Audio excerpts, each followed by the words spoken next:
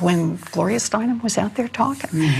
Did I think I was going to be one of those women's libbers? Heavens, no. Yeah. I wanted children, I wanted a family, and I somehow thought those were either or choices. And yet, I wanted to do things. That was Elizabeth Warren, circa 2008. She was interviewed on Conversations with History, which was a talk show on the UC Berkeley campus.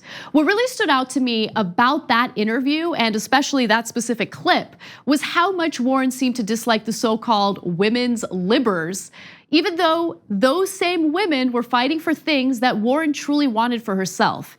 Look, it's difficult to understand how or why people vote or are politically active against their best interests. Yes, there's all sorts of propaganda out there swaying people in the wrong direction. But in this case, even though Warren wanted to be a mother and even though she did want to raise a family, she also wanted more. When she gave up a college scholarship to stay home and raise her kids, she found herself restless and longing for a career. She wanted to go to law school and accomplish goals that feminists paved the way for. Yet, she used to be convinced that the fight for gender equality was somehow a bad thing.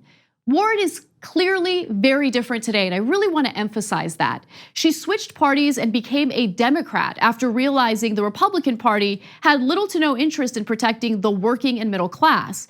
And now, when it comes to fiscal policy, she's one of the most progressive candidates. Look, Warren grew up in Oklahoma, one of the reddest states in the US, and it reminded me that as much as we try to rebel against it, our environment does shape our political views. My guess, and it is my guess, is that Warren was surrounded by a community that was critical toward the feminist movement, and that type of thinking seeped into her own mind. But I gotta give her credit for one thing.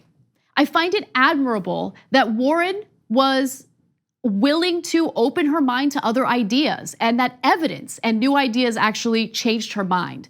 That's not a trait that we see in many people these days. And it's something I want to keep in mind when I want to reject something that challenges the way that I think.